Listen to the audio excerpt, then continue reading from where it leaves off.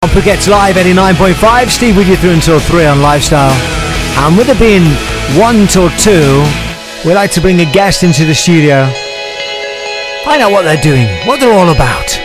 And today, it's a sort of a double-edged sword on our guest in the studio today, because we shall reveal what we are getting involved with. I think Jason did yesterday, and Sam and Natasha on Breakfast certainly have done. So if you didn't hear that, I shall tell you very soon what we are going to get involved with. But it's a great pleasure to bring to the studio a gentleman called Jum. Good afternoon, Jum. You're from Lions Club of Patong Beach, that's correct? That's correct, Steve. That's correct. Nice to have you here in the studio. Jum, what kind of name's that then?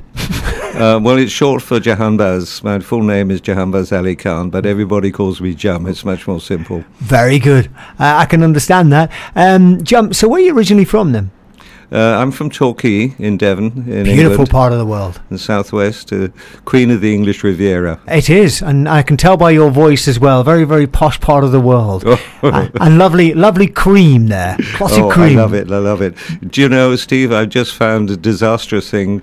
There's equivalent of Devonshire cream coming from Australia now, available in the local supermarkets. All right, tell me off it where it is, and I'll check it out as well. So a beautiful part of the world, Torquay. So what actually brings you to Thailand then? Well, after I left England in 1986 to go and work in Dubai. I've worked in Dubai for 15 years. And one of the things about living in places like Dubai or the United Arab Emirates is you're not allowed to retire there. So That's when true, the yeah. time came to retire, where did I want to go? And Thailand was top of the list. And in fact, it was the only one on the list. And here you are. Other parts of Thailand or just Phuket? No, I came here first of all to this country in 2001, spent some time in Bangkok, and then up country at Buriram near Korat, and then moved down to Phuket about 5-6 years ago. So obviously enjoying your life in Phuket, and I know from the part of the world that you have been involved with in the Middle East and Dubai, a lot of changes there happen very quickly, but also here as well. That's true. And changes for the good or bad, do you think? Well, in my humble opinion, Phuket is totally overdeveloped. It will finish up being like the Mediterranean coast of Spain if we're not very careful. And it's all down to greed. Mm-hmm. Greed by property developers, greed by investors. And somebody needs to take a serious look at it. That's a subject for another day, but I appreciate your thoughts on that, Jum. And this is a gentleman who, like myself, has been part of what we've seen happening in the Middle East very, very quickly, haven't we? Absolutely. I mean, there are more tower cranes on buildings out of work there now than there were in Bangkok in 1970. So the Lions Club of Patong Beach. Now, we're going to start with the actual Lions Club itself of Patong Beach. Tell us a little bit more about it. Well, Lions Clubs were first started way back in the 20s, and they are similar to Rotaries, similar to Round Table, similar to Elks, you name it. Our basic raison d'etre is to serve the local community in some form or other. We're the Lions Club of Patong Beach. There are 3 other Lion Clubs on the island, and we're all part of District 310B for the south of Thailand. So interestingly enough, then, you said that you're part of a well-organised thing that started in the 1920s back in the UK. Can I just ask you... No, back in the States. Oh, sorry, back in the States. Can I just ask you before you go any further, were you a Boy Scout? No, I wasn't. I wasn't a Boy Scout, no. Or in a cub or anything like that? No. Okay. Because organisations like this, I mean, obviously do an awful lot working towards charities, and people who are involved with this, their background has come from that. But you've got such a mixed nationalities here in this part of the world, and they get involved with everything that you do. That is true. We're a real cultural, thank you, and multinational group. In our 15 members, we have people from Germany, from France, from Norway, from America, from England, from Germany, from Switzerland. And they get involved with this voluntary. And Thais, of course, well. Yeah. Voluntary organisation. Very much so. Very much, yes. And everything's run for a charity point of view? Yes, it's one of the main logos or mottos of Lions International and Lions Everywhere is "We serve," and we try to put that into practice. So we're going to find out what you're actually serving about here in this part of the world very shortly. We're speaking to Jum here, who's from the Lions Club of Patong Beach, and we'll be back with him very shortly after the international news headlines. Live 89.5. It's where you live. Phuket's Live 89.5. Afternoon to you, Steve, on Lifestyle through until 3 o'clock this afternoon. And we got Jum in the studio. Jum is telling us all about the Lions Club of Patong, and he's telling us a little bit about what they're getting involved with this weekend. And in fact, we are heavily involved with it as well.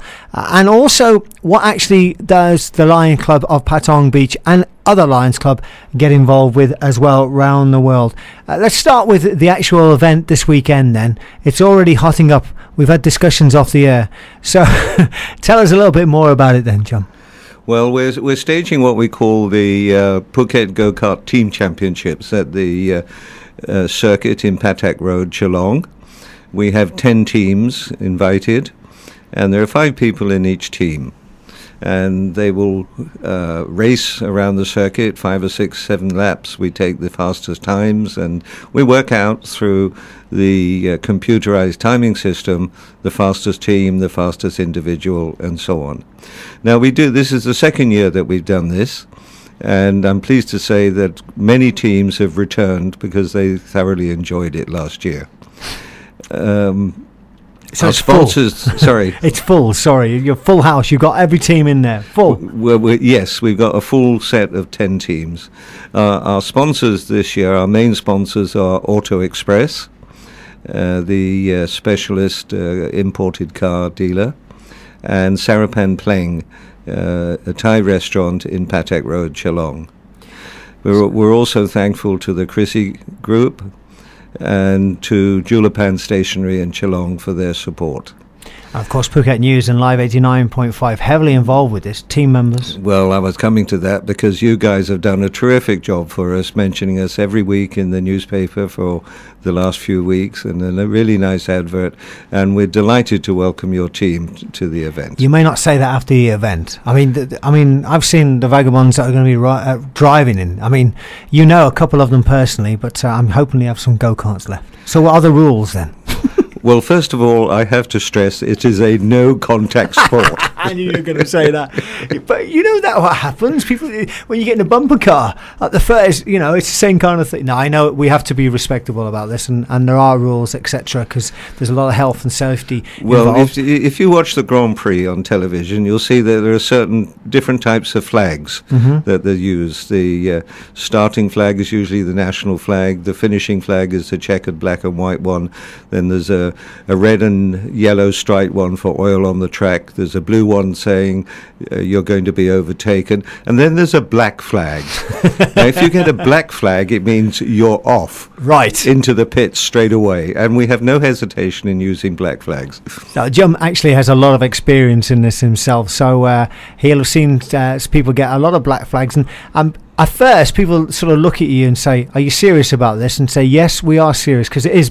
I mean, it's a lot of fun, obviously, and there's a charitable reason for doing this. But health and safety is the key issue with these things. Very much so. Yes. I mean, everybody has to be strapped in.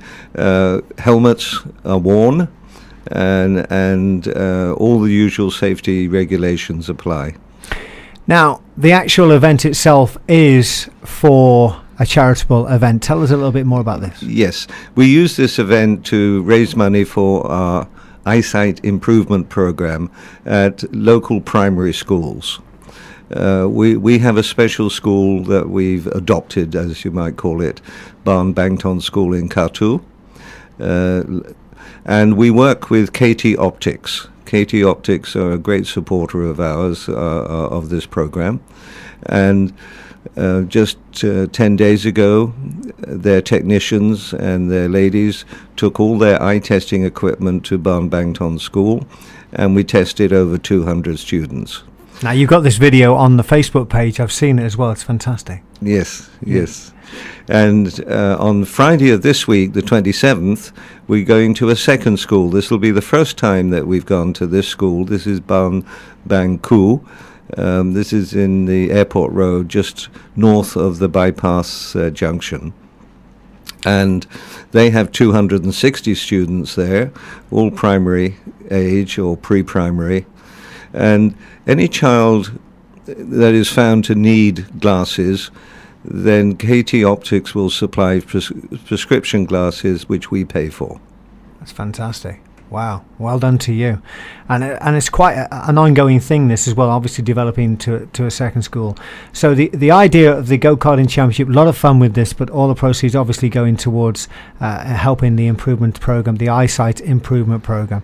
And it's great satisfaction doing something like this as well, isn't it? Well, it is, and it's also in keeping with one of the main principles of Lions International. There's a history going back to, I'm not sure when, but sometime in the 30s. There's a very famous blind American woman called Helen Keller, and she attended an international Lions convention, I think it was in Chicago, and she asked the Lions International to pledge our help towards blind people and improving vision throughout the world, and we feel this is our little contribution towards that objective. I have to admit, I looked on the Facebook page today, and you can join anytime, Lions Club of Patong Beach on the Facebook page, and there's a 2-minute video there of the kids that you said 2 weeks ago getting the eyes tested, etc. It's quite moving, and it, as you say, putting something back means a big thing, just that small thing. Yes, indeed. Yes, indeed. Okay, well, just talk a little bit more about Lions Club of Patong Beach and how you can get involved with that. More details on that soon here on Phuket's Live 89.5. Live 89.5. Your island, your station. Had a great little chat this afternoon with Jum, who's in the studio. He's been telling us all about the Lions Club of Patong Beach. Now, you can go to their Facebook page, which is Lions Club Patong. They've also got a website, which I think I'm going to give the right address out to now. It's lions-club.patong.org. That's spot on. Good luck to you if you're involved with the karting this weekend. What other things may you have organised for the future then? Well, at the moment we're planning a bake sale at Bangkok Hospital. One of our members is a doctor there, and he's going to be organising that. We haven't got a date fixed yet, but we think it'll be in September. Invite me. I love bake sales. Oh. You don't want to make some cookies for us, do you? You don't want to taste my cookies. Oh, okay, all right, we'll pass on that. Then in either October or November, we're organising another futsal competition. Fantastic. My colleague Lion Pino will be organising a futsal, which will be in one of the big halls in Sapan Hin. And we'll be promoting that a little bit nearer the date. I see on your Facebook page there you've kitted out a young team there as well and sponsoring them. Well, the junior team at Ban Bang Ton School were wearing their Barcelona Football Club shirts the other day, and they beat Ter Twitia School to move to the next level of the Katu Schools football competition. But the senior team have chosen Liverpool. Have they? Now, I'm not sure whether that's a good idea or not, but that's up to them. As a Chelsea supporter, I have to say, I must confess. Well, listen, good luck with the event this weekend. It's been a pleasure speaking to you here in the studio. And it's going to be, I think it's going to be a very competitive event. There's no doubt about that. And we look forward to getting involved with things in the future. Let me just tell you again, the Go-Kart Championship of Phuket is this weekend. You can't join in as a team point of view, but you can come down and actually support the event and shout on for your team if you want to. I'm sure there's lots of things going on, and it's all part of the eyesight improvement program for the children of Bang Tang Thong School in Katu. Yes, admission is free. There's no charge, and we do have a catering facility if you want to buy food while you're there. And that's this Sunday the 29th of July from 6 o'clock in the evening to 8:30. Jum, it's been a pleasure speaking to you here on Lifestyle today. Thank you very much indeed for coming and speak to us.